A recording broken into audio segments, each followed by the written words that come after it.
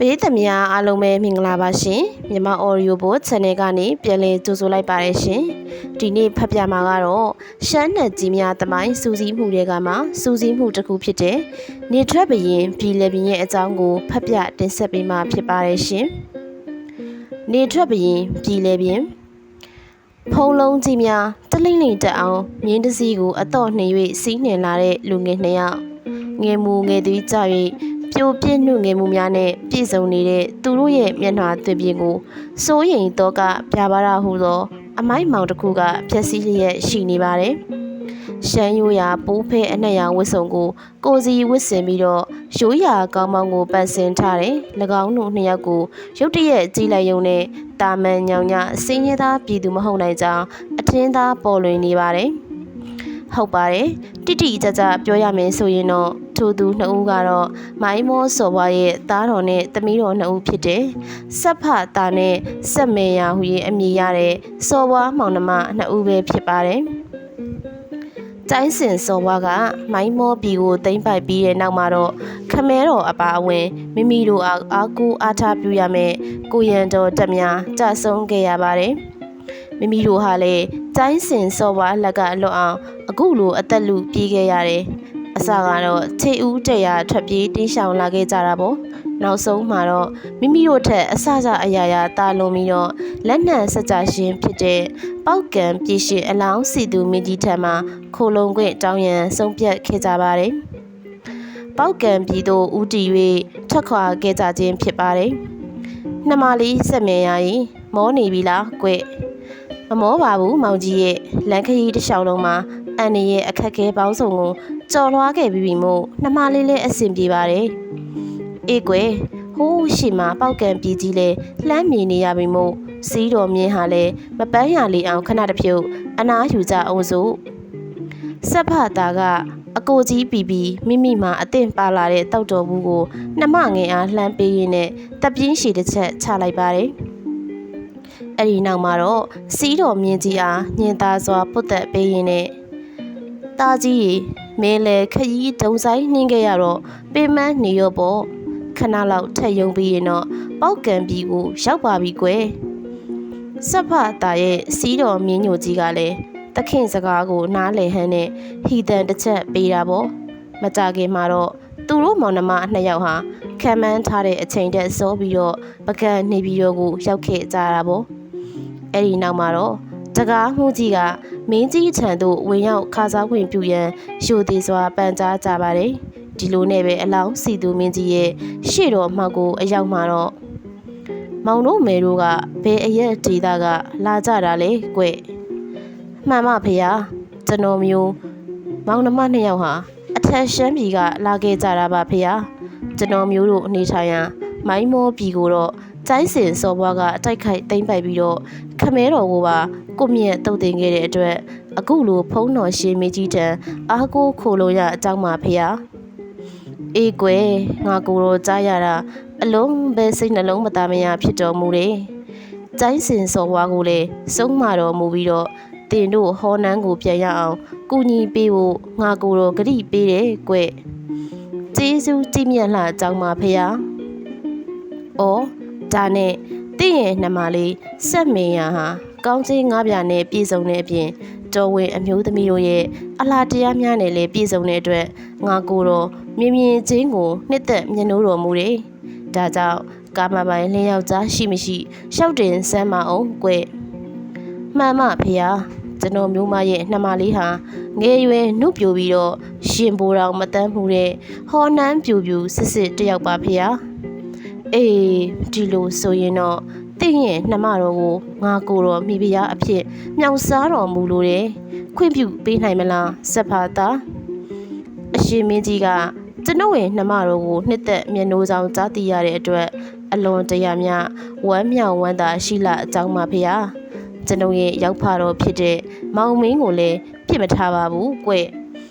ငါကိုတော့ဖောင်ဆက်ကြနဲ့ခရီးလှည့်လေရလက်တစ်လျှောက်မှာစောင့်ရှောက်လိုက်ပါရင်အသင်အားထီးတော်မူအဖြစ်နဲ့ခန့်အပ်တော်မူမယ်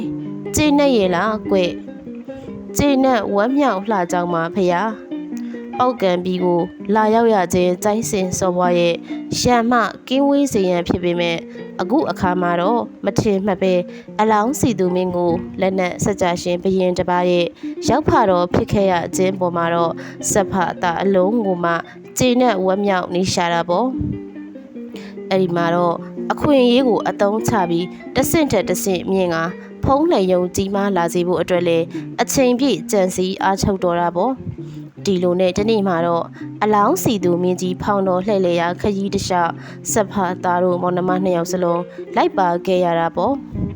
လမ်းခရီးမှာတော့ဘရင်ဖောင်းတော်အားမိเจ้าများရဲ့နှောက်ယှက်မှုကိုခံရတာကြောင့်အစွမ်းပြလို့တဲ့စက်ဖသားက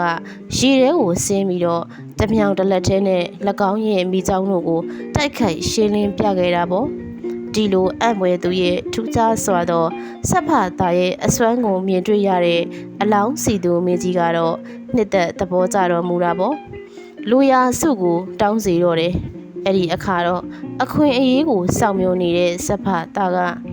အရှင်မင်းကြီးဖေဟာကျွန်တော်မျိုးဟာ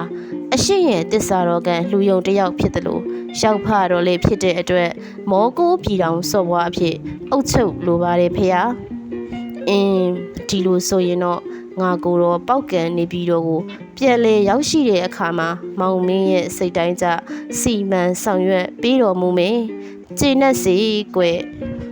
အဲ့ဒီအခါမှာတော့အလောင်းစီသူမင်းကြီးရဲ့သားတော်တစ်ပါးဖြစ်တဲ့နရသူမင်းသားကတော့ရှမ်းစော်ဘွားတယောက်ကိုတီမျှလောက်အရေးပေးရကောင်းလားဆိုပြီးတော့မကြေမနက်ဖြစ်နေတာပေါ့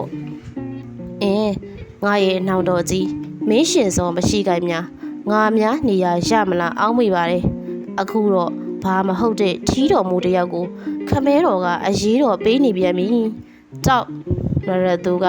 အကဲရီတွေးရင်းနဲ့စက်ဖသားကိုအကောက်ကျန်မှုကြံစီအားထုတ်နေစဉ်မှာပဲသူ့အတွက်အခွင့်အရေးတစ်ခုကမကြခင်ညှောက်ရှိလာပါတော့တယ်အလောင်းစီသူမင်းကြီးကဖောင်းတော်ထက်ဝဲမူကြီးမှန်ရဒေနာပတိစုံညီစွာနဲ့တိုင်းပြည်ရေးနဲ့သာသနာရေးကိစ္စရပ်များကိုဆွေးနွေးတိုင်ပင်နေစဉ်မှာပဲဖောင်းတော်ကတောင်ကိုဝင်တိုက်မိပြီးတော့တရင်တရိုင်ဖြစ်သွားခဲ့ပါတယ်ထီးတော်မူဖြစ်တဲ့စက်ဖသားတယောက်လည်းအမှုမဲ့ဖြစ်ကထီးဖြူတော်လွတ်ကျသွားခဲ့ပြီးတော့မင်းကြီးရဲ့မျက်နှာတော်ခဏခသွားခဲ့ရတာပေါ့ပောက်ကံပြည်ရဲ့နန်းတွင်းစည်းကံရထီးဖြူတော်မြေကျမှုဟာမင်းကြီးရဲ့အတွက်အတိတ်နမိတ်မကောင်းတာကြောင့်တည်တံစီရင်ထိုက်တော်လဲရောက်ဖတော်ဖြစ်တဲ့စက်ဖသားကိုတော့မတက်ရတာကြောင့်အလောင်းစီသူမင်းကြီးကတက်ညာစွာစီရင်ဖို့နရသူမင်းသားချက်မှာအနှံခဲ့တာပေါ့ဒီခါမှာတော့အခွင့်အခါကိုစောင့်ဆိုင်နေတဲ့နရသူမင်းသားကအချိန်ဆွဲမနေတော့ဘဲနဲ့စက်ဖသားကိုကျုံတကျုံပေါ်သို့ခေါ်ဆောင်ပြီးတော့လဲပင်ကိုကျုံဝင်းဆိုပကွက်သားနှစ်ယောက်ကိုပဲညာနှစ်ဖက်ဆွဲညှစ်စေပြီးတော့အသေးစီရင်ပါတော့တယ်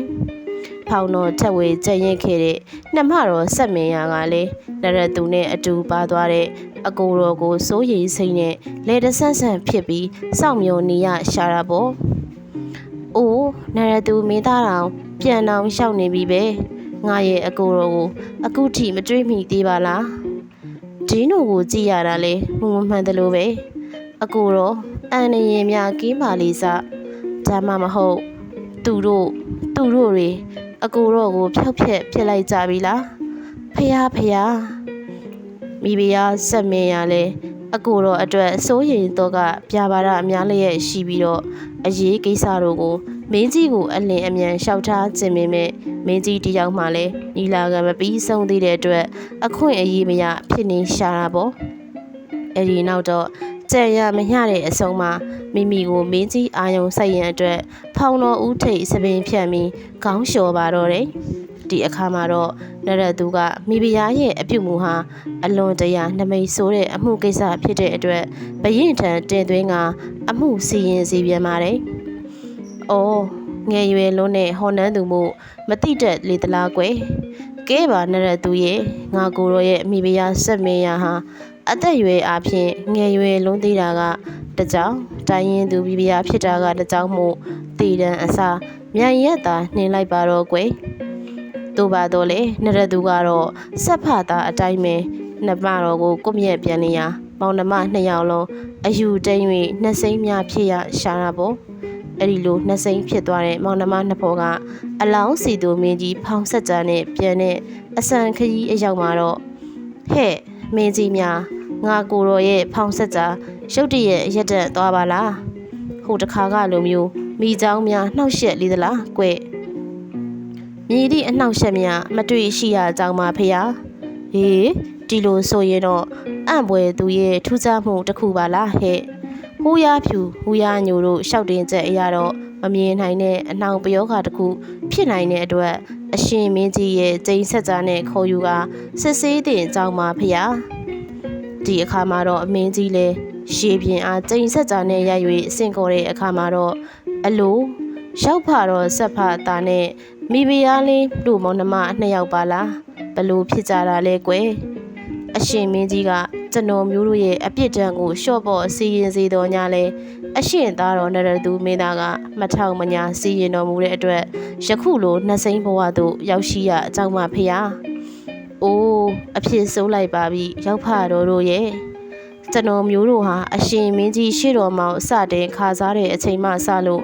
အသက်ဆုံးပါခဲ့တဲ့အတိုင်းအမှုတော်အရရက်ကိုကျေပွန်စွာထမ်းရွက်ခဲ့ပေမဲ့အခုအခါနေထိုင်ရန်စံကုန်းပင်မရှိဖြစ်နေပါတယ်။ဒါပါတော့ကြောင့်အရှင်မင်းကြီးရဲ့အမိန့်တော်နဲ့နေမီအပိုင်စားပေးပါရန်ဖောင်တော်အားစွမ်းငင်ရတဲ့ရအကြောင်းပါဗျာ။ကဲပါလေရောက်ပါတော့နဲ့နှမတော်လေဘာမှအားငယ်တော့မမူကြနဲ့ငါကိုတော်မြတ်အမိန့်တော်မှတ်မယ်ပေါကံပြည်ကြီးတခင်တီရီထရီဘူနာဒီထရာဘောရ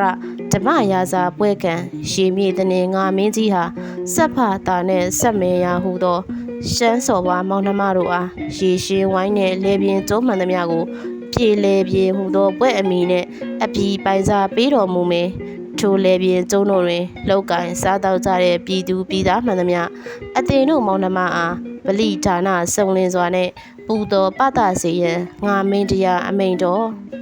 ပြည်လေပြင်းနတ်မောင်နှမနှစ်ပါးဟာဒီလိုနဲ့နေမီအပိုင်စားရခဲ့ပြီးရဲ့နောက်တော့မိမိတို့ရဲ့မတရားအကော့မြတ်ခံခဲ့ရတဲ့အထက်အညာဒေသကိုစိတ်နာတဲ့အတွက်အောက်ပြည်အောက်ရွာကိုစုံစင်းက